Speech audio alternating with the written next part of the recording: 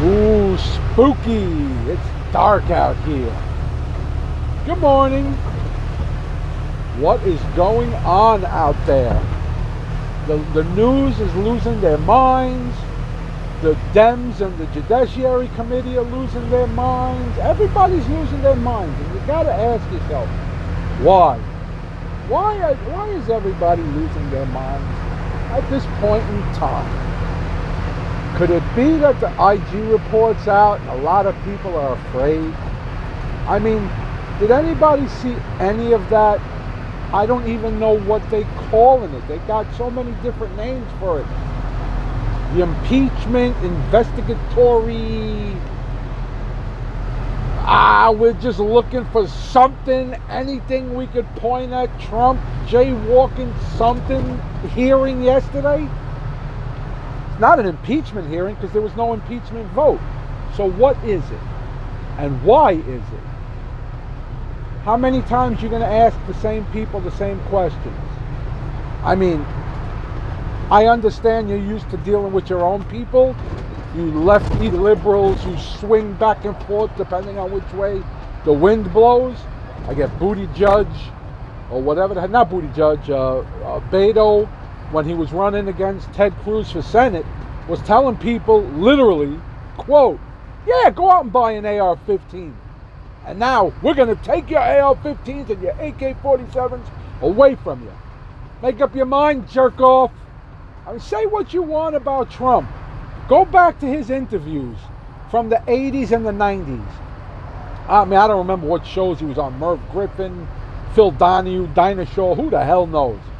Go back to those interviews and listen to what he says when they ask him about the country and what the country needs. And tell me it's not exactly what he's doing now. So if Trump can keep his platform, if you want to call it, for 40, 50 years the same, why can't these people do it in 2 years? They can't. They just tell you what you want to hear. You blindly vote for them, and then they do whatever the fuck they want. You got the news. What's the news doing? What's the news? How's the news been doing for you guys the last couple of weeks? The ink's not even dry on the newspaper, and the New York Times is already friggin' apologizing for stories. The Washington Post. They're getting bolder and bolder. It used to be you had to really investigate. You had to look into these anti-Trump stories before they were debunked. Now, they're so desperate, they're just spewing shit out that it's being debunked in less than 24 hours. Don't listen to me. Don't watch my videos. You want to do yourself a favor? If you're going to spend 1 hour a day wasting your time, follow Dan Bongino. Just follow him. He's an ex-NYPD, ex-Secret Service guy, has connections, knows what he's talking about. Just watch his video. Every day he does a video, comes out between 12 and 2 p.m. He videotapes it earlier. It's 1 hour long. It's the most informative political show you can watch. And he has a rule. And the Dan Bongino rule might be the best rule you can live by when dealing with what's going on today. Anytime you hear an anti-Trump, anti-Republican, anti-conservative story, wait 24 to 72 hours before you get all hyped up into it, because most of the times, now especially nowadays, it's going to be debunked before that time period's over. You want proof what's going on? Look at what happened with Kavanaugh. The two people who wrote a book, two New York Times reporters write a book. Now they make a story in the paper a couple of days ago stating this whole thing with Kavanaugh that's got everybody fired up. In the book that they wrote, the woman, the supposed victim, has no recollection of what they're saying happened. None whatsoever. Do you think that's an important part of that story? Why would you leave that out? What about a couple of weeks ago, the thing with Iran or the Sharpie Gate? Sharpie Gate. The time they had Trump does stuff to do. He does so much shit on purpose. I can't even fathom it. The Sharpie Gate incident. Trump has the guy hold up the map, and the map shows the Hurricane Dorian's path. And at the end of the path, they added a little black to make it look like it was going to go into Alabama. Oh my God! Oh, what is he doing? The world's coming to an end. He's saying that. Number one, when you look at those things, that graph, let's erase the magic marker, the Sharpie. Did you think the hurricane was just going to go like that over Florida and just stop and disappear magically? If it was going in that path, wouldn't it not kept going? So go to CNN from the day before. Go to MSNBC from the day before. Go to Fox from the day before. All the weather people were saying at the time, before Dorian made its right turn to go up north out to sea, they were all saying the same thing. Looks like Florida, possible Georgia, even Alabama. What? Even what? Alabama? But you just made a big deal 2 days later, the Sharpie Gate in Alabama. Why? Why would you do that? They make up stories. They just make them up. And people, look. I'm going to save you aggravation. I'm going to save you stress.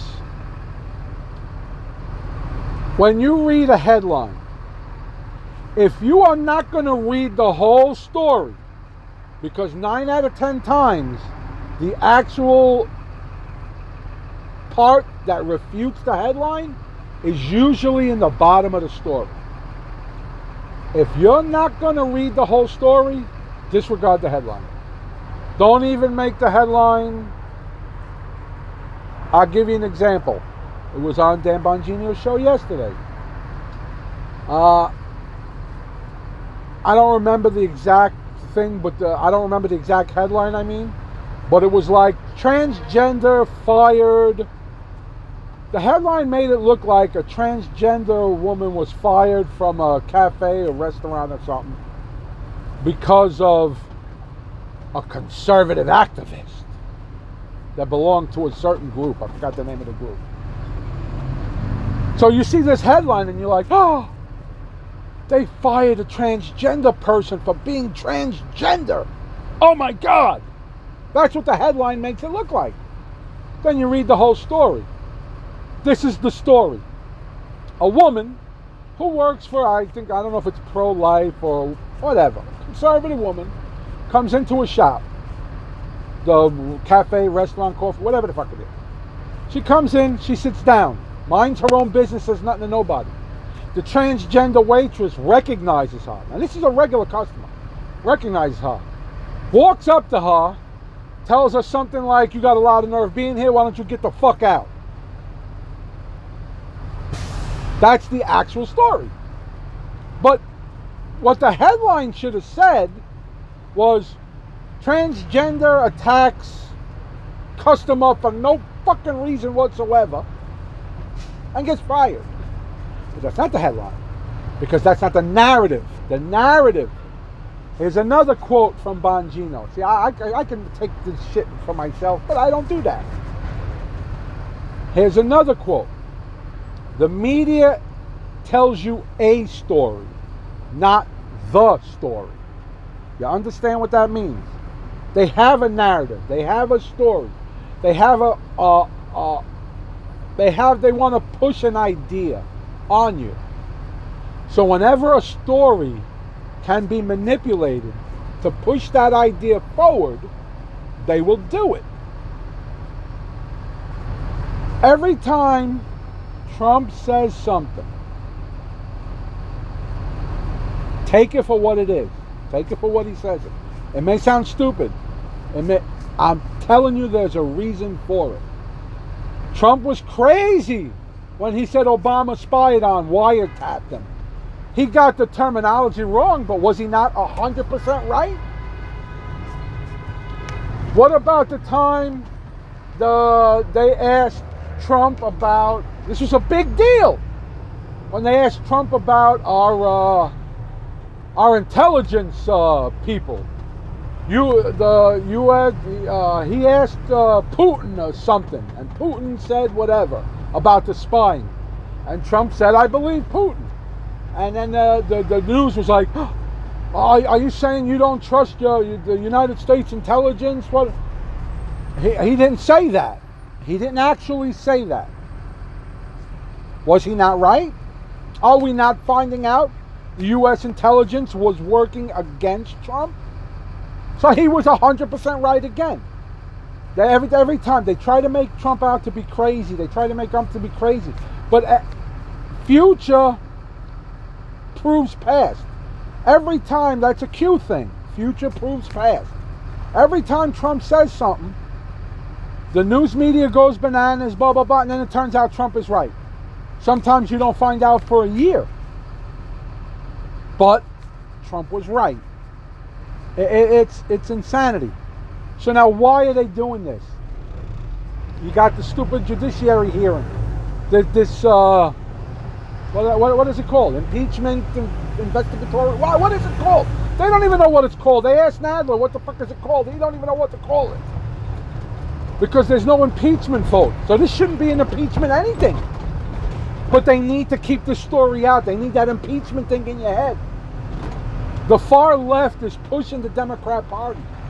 Even though it's a small percent, 10, 20, 30% of the Democrat Party, it's the far left radical fucking retards. Yeah, I said retards. And it's the same thing. They're pushing the party. They are destroying the Democrat Party. The Democrat Party of old is gone. It's over. It's done with. Bye-bye. That's it. But why is this narrative being pushed? Why? Why are they still pressing? Why are still people talking about fucking Russians? Obama said the Russians... Listen. Who was the president during the election? Obama. Who was the FBI director? Who was the Central Intelligence guy? Brennan. Who was the other guy? Oh, what the hell? Oh, what the fuck agency was that? Whatever. McCabe, Comey, Clapper, Obama, Biden. Those are the people that were in charge during the 2016 election. So if the Russians did get into our elections and manipulate it, it's their fault, not Trump's fault. Right? Common sense. But you don't have common sense. Your people are stupid. Oh well. Let's see. Let's see what happens in the next week and two. Future proves past. Bye.